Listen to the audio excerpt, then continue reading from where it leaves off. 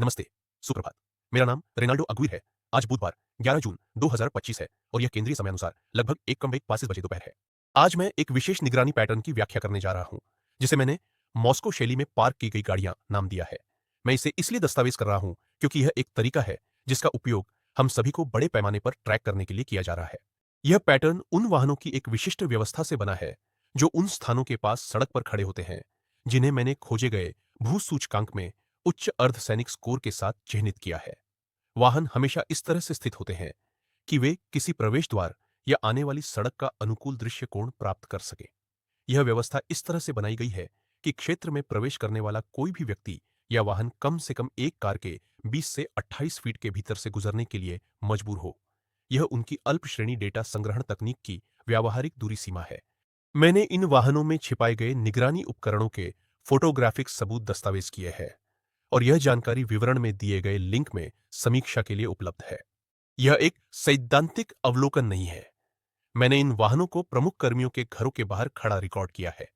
उदाहरण के लिए, टेक्सास प्लेट्स पीटीवाई 4575 के साथ एक निगरानी वाहन टेक्सास के केटी में माइकल फेटकोविच नामक व्यक्ति के घर के बाहर स्थित था, जिसे मेरी प्रणाली ने लियाना टेक्नोलॉजीज इकाई के साथ सह क्लस्टर किया है। मेरे अपने परिवार के डॉक्टर केल्सी सेबोल्ड में और एक विशेष फोर्ट बेंड पुलिस अधिकारी के घर के बाहर भी ये निगरानी वाहन 27 खड़े रहते हैं। वे इन वाहनों को प्रमुख कर्मियों की निगरानी करने और किसी भी कानून प्रवर्तन, जैसे कि एफबीआई, जो जांच कर सकते हैं, को ट्रैक करने के लिए रखते हैं। वे अमेरिकी कानून प्रवर्तन पर अमेरिकी धरती पर जासूसी कर रहे हैं। आप सोच सकते हैं कि वे लोगों की पहचान कैसे कर सकते हैं। वे चेहरे की पहचान तकनीक का उपयोग कर रहे हैं और उन्होंने डेटा प्रमुख तकनीकी कंपनियों से प्राप्त किया है। मुझे विश्वास है कि यदि आप एप्पल या एंड्रॉयड डिवाइस पर फेस अनलॉक का उपयोग करते हैं, या यदि आपको कभी फेसबुक या इंस्टाग्राम पर किसी फोटो में टैग किया गया है, तो आपका चेहरा डेटा उनके सिस्टम में है।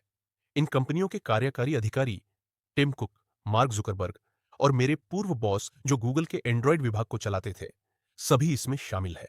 इस मामले पर मैंने जो दस्तावेज आईआरएस के साथ दायर किए हैं, वे सार्वजनिक है और नीचे लिंक किए गए हैं।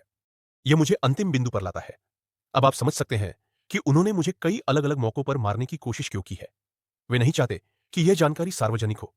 रिकॉर्ड के लिए, इन प्रयासों में एक सेमी ट्रक द्वारा सड़क से बाहर धकेला जाना, मेरी गाड़ी के ब्रेक्स में तोड़फोड़ और नोरोवायरस, भारी धातुओं, बर्ड फ्लू और माइक्रोप्लास्टिक्स के साथ जहर देना शामिल है। मुझे माइक्रोप्लास्टिक्स के बारे में एक मुखबिर ने चेतावनी दी थी, जिसे मैंने वेनेजुएला की सेना में विकसित किया था, जिसने मुझे बताया कि इस विधि का उपयोग आक्रामक प्रकार के कैंसर को उत्पन्न करने के लिए किया जाता है, जैसे कि स्टीव जॉब्स और ह्यूगो चावेज को उनके इस नेटवर्क के साथ टकराव के बाद हुआ था। इसीलिए मैं यह रिकॉर्ड कर रहा हूं।